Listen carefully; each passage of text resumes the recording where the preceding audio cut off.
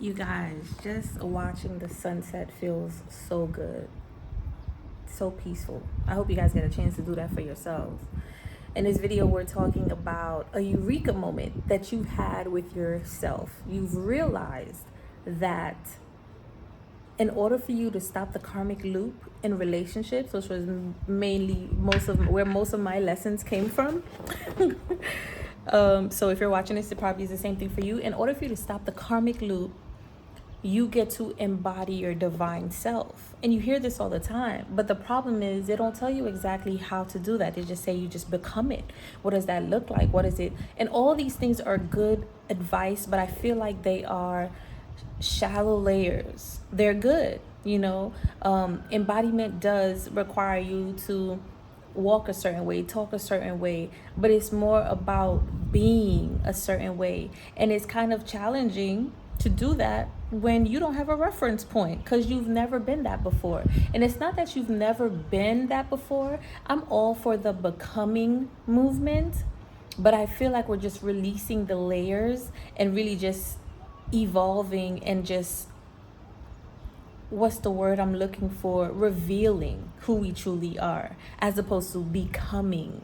You know what I mean? I love the term becoming and I love the idea, but I really think it's more of a revealing who you are, releasing the mask and the layers.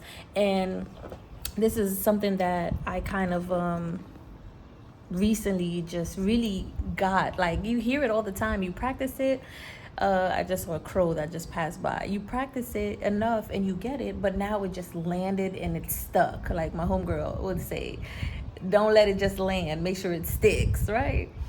And what that is that your reference point has to come from, or gets to come from, you ain't got to do anything you don't want to do, gets to come from, at least this is what helped for me, knowing what you don't want.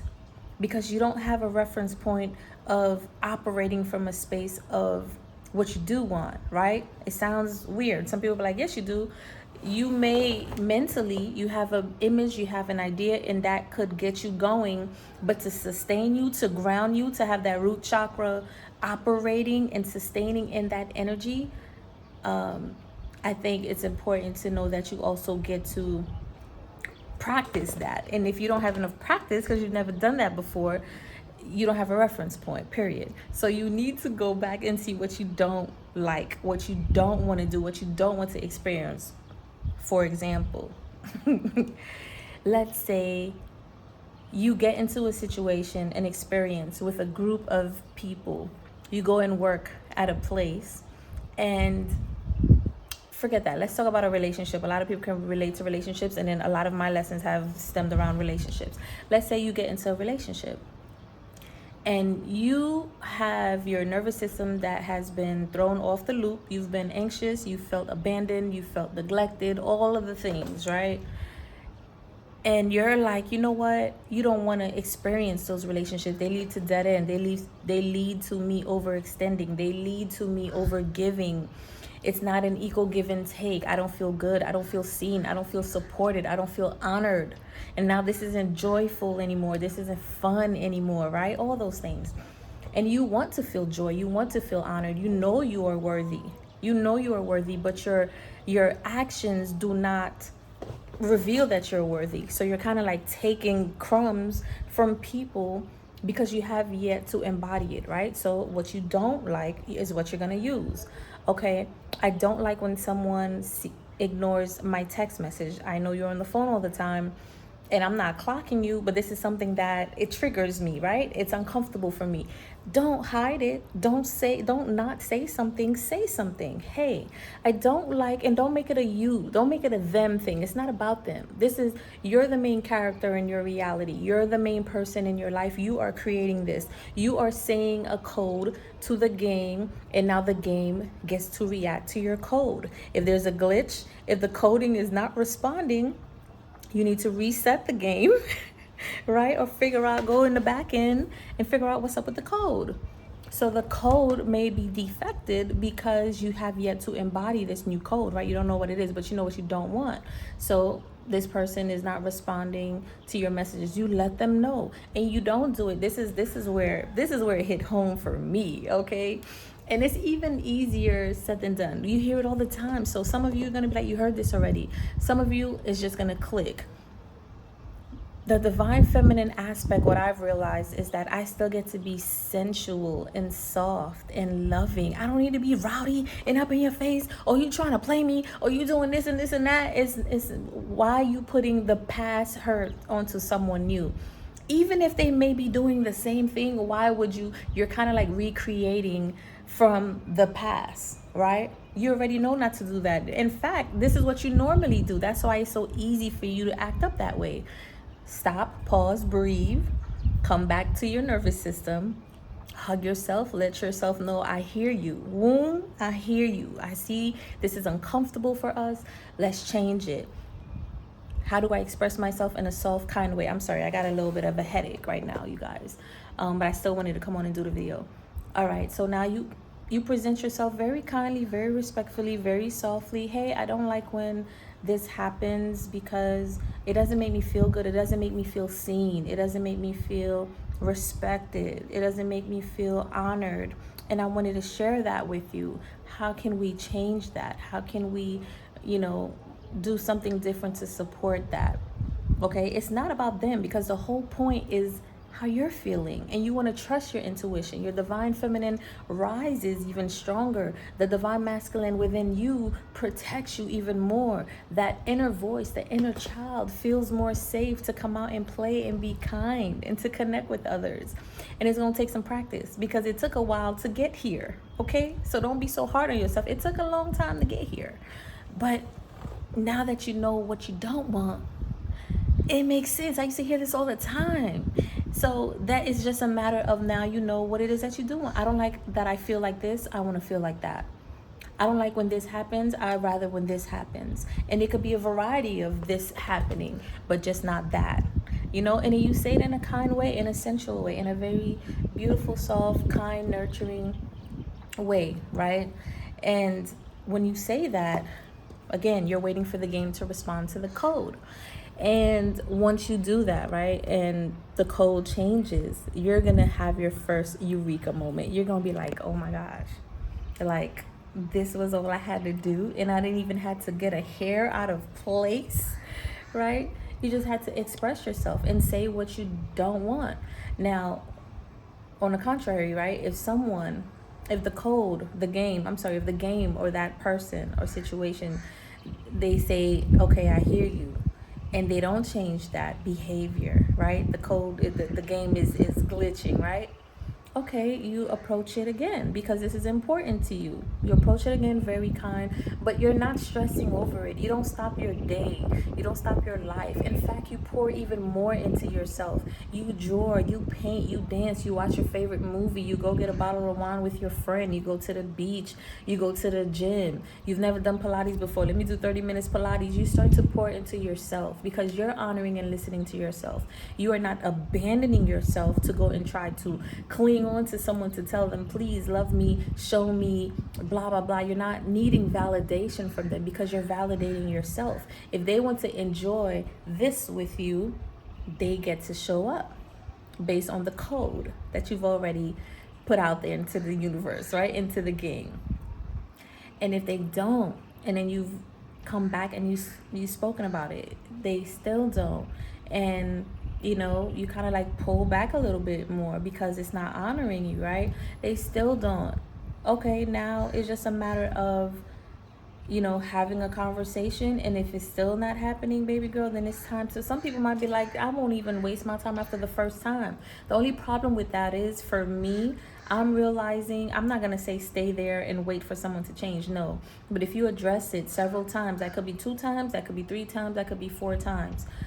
I think after a certain time, you don't want your energy to be drained. You don't want to waste your time if someone is not listening, because you also have to remember, as long as it took you to finally embody this healed self of yours, it's going to take someone else some time to actually even see that they have an issue and they need to.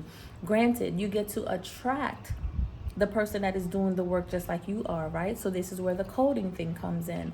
If they are just not getting it, it's just glitching, and you have to reset the game or rewrite the code, then that's when things have to end, because now you get to create and make space for to have a better code so the game could run flawlessly the way that you want it to run. Of course, there could be some glitches here and there. That's actually feedback for you to grow and evolve and to work through, right? For yourself. Everything is just a mirror reflection, some type of trigger back to you. How do I become stronger? How do I become better? This breakup happened because of this. This isolation period is because of that. All of these things. I feel abandoned because of this. Let me go back to myself. Where within me do I need to seal this hole in my auric field that I'm seeking validation outside myself for? Because as long as I'm seeking validation outside of myself, I will always have this hole that I don't know how to seal, because I'm looking for something else to seal it. But as we know, staples and glues and tapes, they run dry. They don't last long. You know what I'm saying? So you want to weld it shut. You want to seal it, make it unpenetrable, unbreakable. Did I say that right? Unpenetrable. I think I did. Unbreakable. And now, again, if they don't respond, then it's just time for you to move forward and to allow space for someone else to come in that honors your boundaries, that honors and hears you. They respect you. They want you to be happy. They want you to be loving and joyful and peaceful, because that puts you in a beautiful, creative, nurturing energy, which not only you benefit from, but they benefit from. And you don't have to cling on to what could have been, because it's not what is. You want to stay in the present moment. What is? What could have been obviously is not. Therefore, it could never be. If that made sense. Rewind it. Okay, so far, if you're liking the video, hit the like button, subscribe if you haven't done so yet. I'm going to do a little bit more of these videos, but I just thought that was so profound for me, because it's kind of easy to hear. Embody it, become her. What does that look like? Well, what are the steps? And that's one thing that I've seen that's helped me. Let me change my behavior. Usually someone will reach out to me. I haven't heard from them in a long time, and it's like, all shits and giggles until they disappear, or I don't hear from them anymore. And it's like, well, we're not friends. I don't want to pour into this kind of connection, dynamic relationship anymore, because it's very surface level. I want something more in depth. I want something more meaningful, something where I feel connected, something where I could be vulnerable and I could trust that, and vice versa, right? A real connection.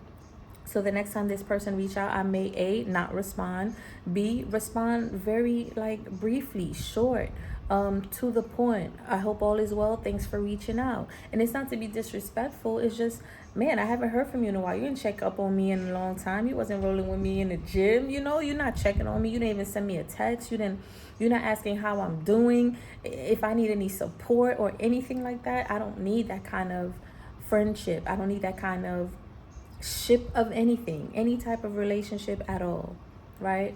So now when I start to curate and magnetize to me new experiences, I make sure I lead with that, with depth, with vulnerability, with honesty, with openness. And I may want to make sure I start off small, right? Because you still have to set boundaries and be discerning, but it doesn't mean that you need to be closed off. When you're closed off, you already know you close off from the bad, but you also close off from the good. Okay, so that's something that has helped me. I hope it really helps you in kind of like the way that you see things. You want to do something different. That's the difference between karmic and divine. If you have a relationship and you keep saying, oh, it keeps ending the same way, I always feel like they cheat, or somebody's gonna, play me or leave me or whatever. That's from your fears, and you're repeating karmic cycles. That's why it's karmic, right? And karmic doesn't mean bad. It just means you keep doing the same thing, you're going to keep getting the same result. It's there to teach you something.